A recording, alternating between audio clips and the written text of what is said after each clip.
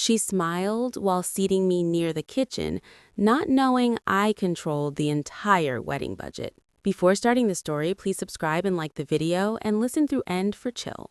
The invitation arrived in an envelope heavier than necessary, thick cream card, embossed lettering, the sort of paper people choose when they want the event to feel important, even if the relationships aren't. I remember holding it in my hands and thinking how strange it was that my brother's wedding invitation felt less like an expression of joy and more like a formal notice. James and Eleanor request the pleasure of your company. Not hope, not would love, request. I told myself I was being oversensitive. After all, I was the older sister, the practical one, the one who paid for things quietly and didn't ask to be applauded for it. That had always been my role. 6 months earlier, James had come to see me on a wet Tuesday evening. No appointment, no warning. He stood in my doorway with that familiar half smile, the one he'd worn since childhood whenever he needed something but didn't want to say it outright. We sat in the kitchen. Tea went cold. "They found the venue," he said eventually. "It's perfect, absolutely perfect." I nodded. "And?" I asked. He hesitated. That's when Eleanor's name entered the room without her body. "She's always dreamed of a proper wedding," he said, "the kind people remember." I already knew what was coming. When he finally asked, it wasn't phrased as a demand or even a request. It was framed as family duty. "You're doing well," he said carefully. "You don't have children. You've always said money isn't everything." All true.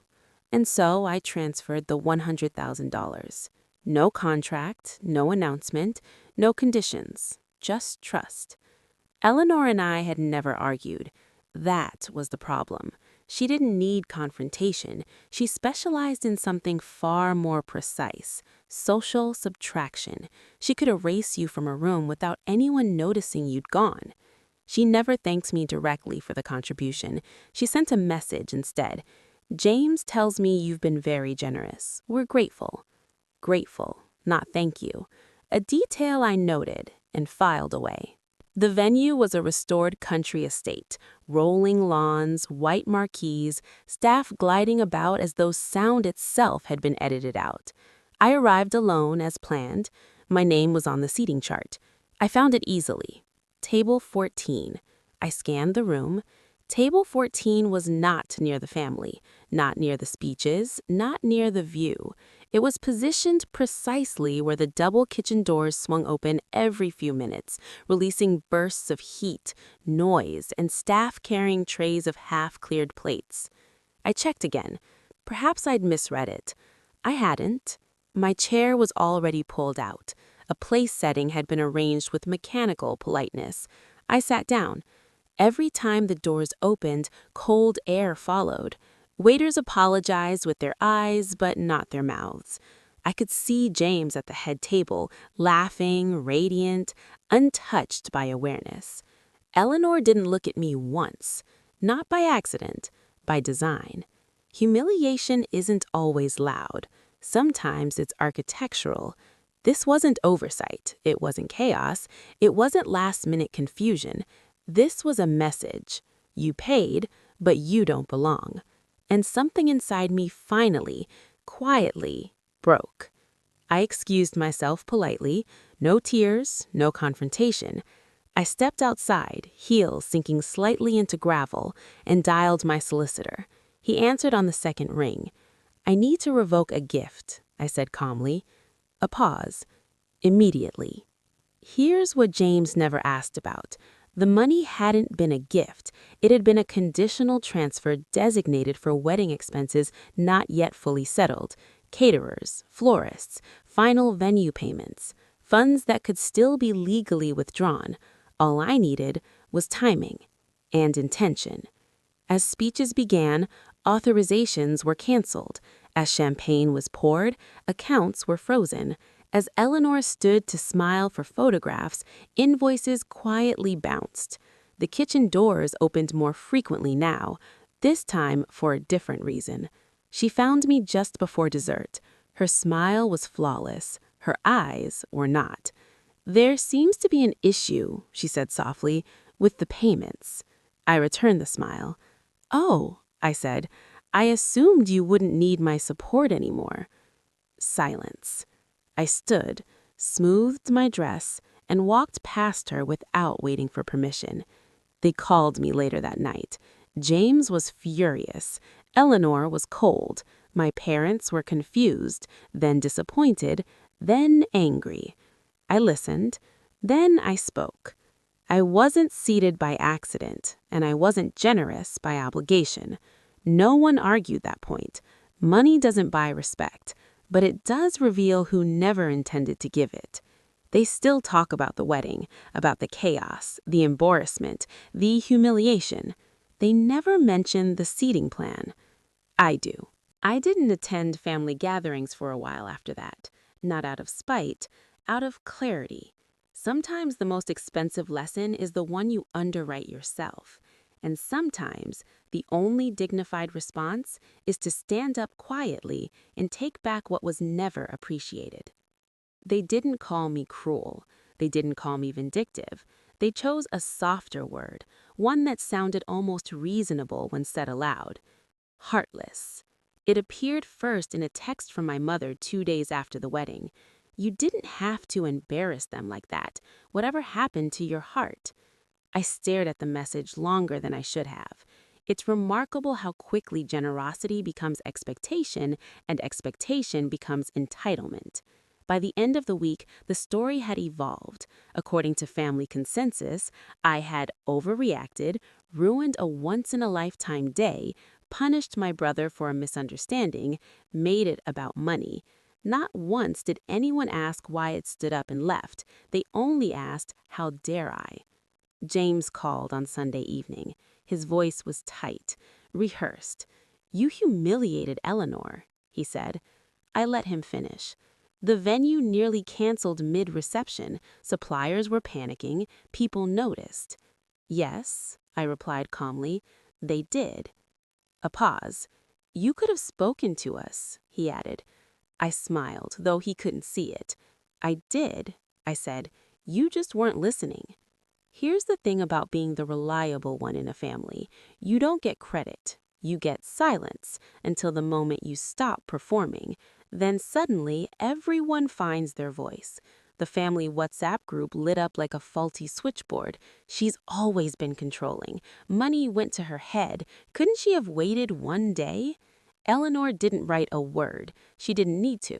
The narrative was doing exactly what she wanted. I didn't reply immediately. I waited. Emotion fades quickly. Documentation does not. On Thursday morning, I opened a folder I'd kept for habit, not suspicion. Bank statements, email chains, invoices, messages sent, unanswered, 6 months of quiet funding, 6 months of polite disregard. I didn't send an essay. I sent evidence. One message, attached files. No commentary, no accusations, just facts. Debit, $42,000. Debit, $31,500. Debit, $12,000. Debit, $14,500. Total, $100,000. Then screenshots. Messages where I asked if they needed anything else. Messages where Eleanor replied days later, if at all. Messages where seating arrangements were discussed. Messages where I was not mentioned once. Last attachment, the final seating chart. Highlighted, table 14. Positions by the kitchen doors. Timestamped. Approved by Eleanor. Silence followed. Not the awkward kind, the absolute kind. My mother rang within minutes. Not angry, careful. "I didn't realize," she said. "No, you didn't ask." James texted next. "We didn't think you'd mind." That sentence told me everything I needed to know. Her message arrived late that night. Polite, controlled. "I'm sorry if you felt overlooked. That wasn't my intention." If. I didn't reply. Receipts don't argue. They conclude. The family didn't apologize. They recalibrated. Suddenly, the language softened. Miscommunication, emotions running high. Everyone did their best. But something fundamental had shifted. They could no longer pretend I'd acted without reason. I wasn't angry. I was finished. There's a difference. Anger demands acknowledgement. Being finished requires none. A week later, James stood in my doorway again. Same posture, different weight. "I didn't know she'd seat you there," he said. I looked at him for a long moment. "You didn't ask," I replied. He nodded slowly, and in that moment, I realized something quietly tragic. He hadn't married Eleanor despite her behavior. He'd married her because it suited his comfort. "I love you," I told him, "but I won't subsidize disrespect, and I won't orbit a marriage that sees me as optional until I'm useful." Silence. Then softly, "She didn't mean it like that." I closed my eyes. "She did," I replied. "She just didn't think it would cost anything." The cost wasn't money. It was access to my home, my time, my influence, my future generosity. They lost something they couldn't invoice. Months later, I saw the wedding album. Beautifully bound, perfectly curated. Table 14 wasn't visible, but I knew where it had been, and so did Eleanor. At a family funeral, Eleanor approached me quietly. "We've all been hurt," she said. I looked at her calmly. "Yes," I replied, "but not equally." She didn't respond. She didn't need to. The hierarchy had shifted. I gained space, clarity, a family dynamic that no longer relied on my silence to function, and most importantly, self-respect, unencumbered by guilt. They thought I'd come back because I always had. They misunderstood why I stayed in the first place. Loyalty, once taken for granted, doesn't disappear dramatically. It simply stops renewing itself. I didn't burn bridges. I let them decay naturally. Some structures aren't meant to be repaired. They're meant to be outgrown. They called me heartless, but what I actually did was choose a life where my generosity wasn't mistaken for permission. And that, I've learned, is the most expensive boundary of all. If that story gave you chills, drop a like, subscribe, and comment so I know you made it to the end. I have got another one. See you then.